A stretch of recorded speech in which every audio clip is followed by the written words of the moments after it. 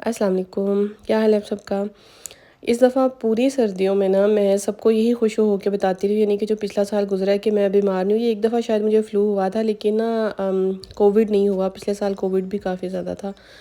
तो जिस किसी का फ़ोन आता था ना, मैं सबको यही बताती थी कि अल्हम्दुलिल्लाह मुझे और उनके घर वाले जो है ना वो कोविड से भी बचे रहे हैं और फ़्लू भी नहीं हुआ ना। तो सबको बहुत खुश हो के बताती थी।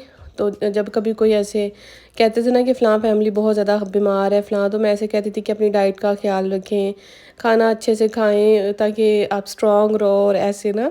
तो मैं इन चीज़ों में बहुत ही वहमी हूँ। मैं कहती हूँ कि जो लोग डाइट वग़ैरह करते हैं ना, वो लोग बहुत ज़्यादा बीमार होते हैं, क्योंकि एक टाइम पे जब मैं भी डाइटिंग करती थी ना, तो मैं बहुत जल्दी बीमार हो जाती थी उस टाइम पे। जैसे मिसाल के तौर पे रमज़ान आता था, तो रमज़ान में आपकी डाइट उस तरह से अच्छी भी नहीं रहती। हम लोग कुछ ऑयली चीज़ें खाते हैं और कुछ ये होता है कि आपका उस टाइम पे ये भी लालच होता है कि चलो हम लोग ना ज़रा वेट भी लूज़ कर लें। तो जब मैं 18-19 साल की थी, तो मैं बड़ी कॉन्शियस होती थी अपनी डाइट के लिहाज से, अपने वेट की वजह से। और मेरे अब्बूजी भी जो है ना, वो भी पसंद नहीं करते थे कि कोई ना मोटा बच्चा हो या मीन के हमारे अम्मी जी का वेट ज़्यादा हो।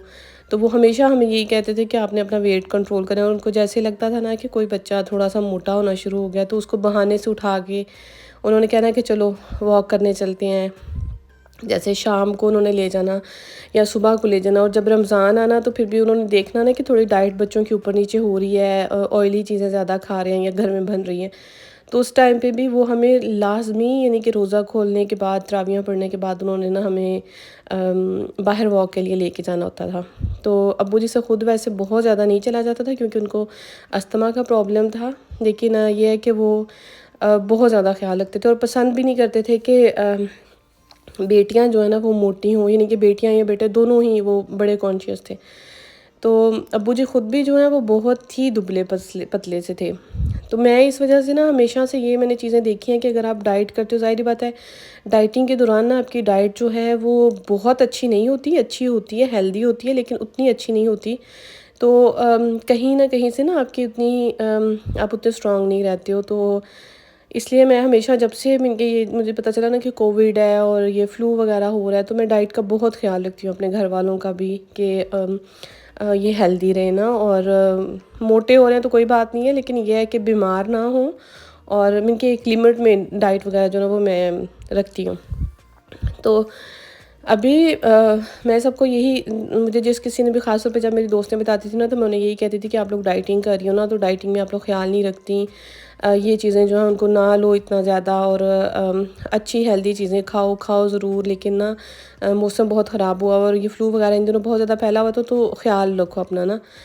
तो अभी मेरे साथ ये हुआ कि मैंने अभी फ्राइडे के दिन, शायद मुझे लगता है कि मैंने लॉन के कपड़े वेयर कर लिए, क्योंकि सारा टाइम घर में होती हूँ और मुझे ना घर में मैं मोटे कपड़े नहीं पहन सकती, बाहर भी पहन के नहीं जा सकती। तो मैंने ना लॉन के कपड़े निकाल के पहने। इनके लॉन के नहीं थे वो, लेकिन नरम थे। और मुझे अब कोई इतना आइडिया भी नहीं है कपड़ों के स्टफ़ का। वो थोड़े नरम कपड़े थे, मोटे नहीं थे। तो मुझे ना देख के थोड़ा-सा लालच भी आया कि वैसे भी सारा दिन आज घर में रहना है, तो मैं ना ये सैटरडे को मैंने सोचा कि मैं ये पहन लेती हूँ। तो मैंने जैसे वो पहने ना, तो मुझे बाद में थोड़ा-सा आइडिया हुआ कि जैसे मेरे गले में कोई ख़ारिश वग़ैरह या ऐसे हल्की-सी दर्द महसूस हो रही है। तो मैंने सोचा कि अच्छा अभी ठंड की वजह से या सॉक्स वग़ैरह पहनती हूँ, कुछ गरम वग़ैरह पीती हूँ तो ठीक हो जाएगा। लेकिन कोविड ने कहा जी, मैं ये इसने फ्लू ने कहा कि नहीं, मैं तो इस दफ़ा आगे ही छोड़ूँगा। और मेरी तबीयत 2-3 दिन से इतनी ज़्यादा ख़राब है कि मैं वीडियोज़ जो है ना वो आप लोगों के साथ नहीं बना सकी। 2-3 दिन से खाना भी जो है वो बाहर से ही आ रहा था। और इतना बुरा खाना कि आप सोचें कि खाने को वैसे बुरा नहीं कहना चाहिए, लेकिन कोई टेस्ट नहीं था। और दिल भी नहीं मानता था कि बाहर से कोई चीज़ जो है ना वो मँगवाएँ, लेकिन फिर भी ये मुझे ये होता था कि ज़रा कुछ थोड़ा-थोड़ा, थोड़ा-थोड़ा करके खाते रहें और मेडिसिन जो है ना वो भी टाइम पे लें, ताकि ठीक हो जाए ना। जब घर वाले सारे बीमार हो जाए तो किसने ख़्याल रखना होता है। तो मेरी सिस्टर को भी ऐसे, उसको भी फ्लू हो गया। और वो मुझे इतना ऐसे मिल के हँस रही थी कि हम दोनों अपने-अपने कमरे में हैं, तो हमारे गले कैसे ख़राब हुए ना। और गले पे ही फर्स्ट अटैक जो है वो होता है। तो गले पे ना फर्स्ट वाला अटैक होता है, तो 2-3 दिन तो मैंने बेड पे आराम से गुज़ार लिए। आराम से तो नहीं, क्योंकि मैं बैठने वाली हूँ नहीं, मैं तो मिल के बैठ सकती नहीं बेड के ऊपर। मुझे पता नहीं क्यों उलझन होती रहती है कि मैं हमेशा कुछ कर लूँ, कुछ कर लूँ, कुछ ढूँढ लेती हूँ, करने वाला अगर ना भी हो तो मुझे बस ये होता है कि इनके कुछ ना कुछ जो है ना वो मैं चलती फिरती रहूँ सारा दिन। तो आज मेरा दिल किया कि मैं ना उठ के सब्ज़ी वाले जो है ना वो चावल बनाती हूँ, लेकिन मसला ये था कि मुझे तो कोई टेस्ट ही नहीं आ रहा था, या तो बहुत ज़्यादा सिर्फ कड़वा टेस्ट आ रहा था, क्योंकि हम लोगों ने 2 दिन जो बाहर से खाना मंगवाया ना उसमें मुझे वो कड़वे लग रहे थे, और मुझे लग रहा था कि शायद एक दिन तो थाई था और एक दिन जो है वो हम लोगों ने मंगवाया था, एक दिन पता नहीं क्या चीज़ थी।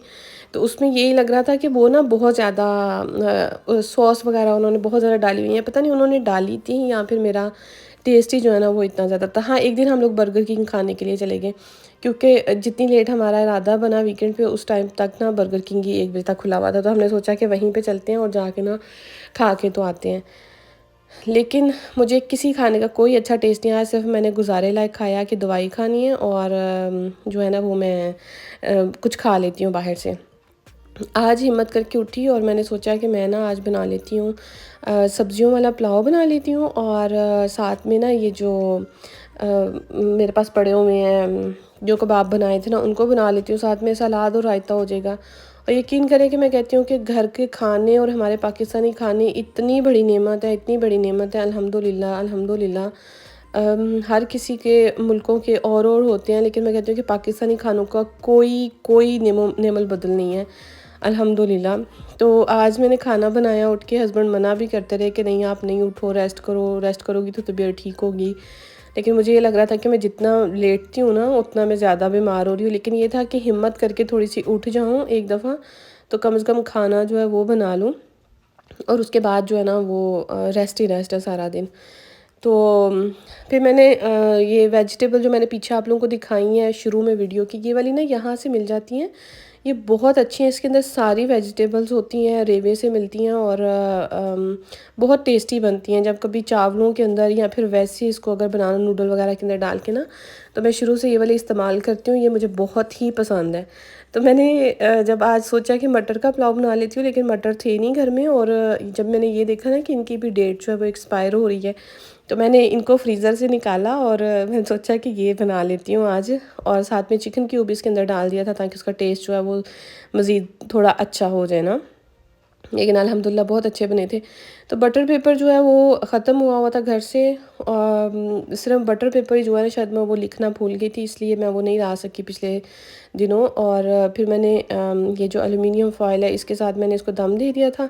तो चावल तो बन के बिल्कुल रेडी हो गए थे, बहुत जल्दी में बन गए थे। रेसिपी मैंने आप लोगों के साथ इसलिए नहीं शेयर की इसकी, क्योंकि बहुत आसान सी है और मेरी तबीयत भी ठीक नहीं थी। मैंने सिर्फ जो प्याज है उसको लाइट ब्राउन किया था, और बाद में अंदर पानी डाल के सब्जियां डाल दी थी, और कटी हुई मिर्चें, और साथ में ना मैंने जो सब्जियां थी ना इनको मैंने वॉश कर लिया था और वो मैंने इसके अंदर डाल दी थी। और जैसे ही चावल दम पे आए थे तो मैंने उनको दम दे दिया था, और ये चावल आप लोगों के सामने जो है ना वो रेडी हैं। तो मैंने इधर अपनी प्लेट बना ली थी, और फिर मैं सबसे कहा कि आज भी डाइनिंग टेबल के ऊपर तो खाना लगने से रहा, बस जाके सारी अपनी अपनी प्लेट बना लें। तो सब ने अपना अपना खाना जो है ना वो बना लिया था। तो उसके बाद ना मुझे याद आया कि अम्मी जी मुझे 2 दिन से कह रहे हैं पाकिस्तान के कि जोशांदा पियो, जोशांदा, ये आप लोगों को याद होगा कि पाकिस्तान में बहुत ज़्यादा चलता है। तो मुझे उन्होंने बताया कि आप इसको टी के अंदर डाल के पियो, और मैंने ग्रीन टी के अंदर साथ बना के पिया। वैसे चाय के अंदर भी शायद ये बना के पी सकते हैं। यकीन करें मुझे इतना सुकून मिला है, मुझे थोड़ी सी हिम्मत भी आई, गला भी खुला, और नाक भी जो बंद हुआ हुआ था वो भी मैंने कहा कि चलो मैं ना आप लोगों के साथ वीडियो जो है वो शेयर कर देती हूँ, वॉइस ओवर कर देती हूँ। तो आप लोगों को मेरी वीडियोज़ जो है वो कैसी लगती हैं मुझे कमेंट बॉक्स में ज़रूर बताया करें, और लाइक शेयर और कमेंट करना बिल्कुल ना भूलें, और इसका बेल आइकॉन जो है ना उसको भी ज़रूर प्रेस किया करें, ताकि जब भी मैं वीडियो अपलोड करती हूँ ना वो आप लोगों को मिल जाया करे। तो मुझे अपनी ख़ास दुआओं में याद रखें, मुझे भी, मेरी फैमिली को। और इसी के साथ मैं आप सबसे इजाज़त चाहती हूँ। मैं जोशांदा बना लूँ, और जोशांदा जो मैं आराम से बैठ के पीऊँगी। इसके बाद मैंने चाय का कप भी पिया था, क्योंकि बस यही हो रहा है कि कुछ गर्म पीऊँ ताकि रिलैक्स हो थोड़ा, ये फ्लू वगैरह का, और नाक से जो बंद हुआ हुआ ना वो खुले। तो वैसे तो मैं ग्रीन टी जो है ना वो पहले ठंडे पानी में बनाती हूँ, लेकिन आज तबीयत ठीक नहीं थी, तो बस ऐसे ही जल्दी जल्दी में सारी चीज़ें, पानी बॉयल किया, दोनों चीज़ें डाली और बना के तो मैंने पी ली थी। तो इसी के साथ मुझे इजाज़त दे, दुआ में याद रखिएगा। अल्लाह हाफिज़।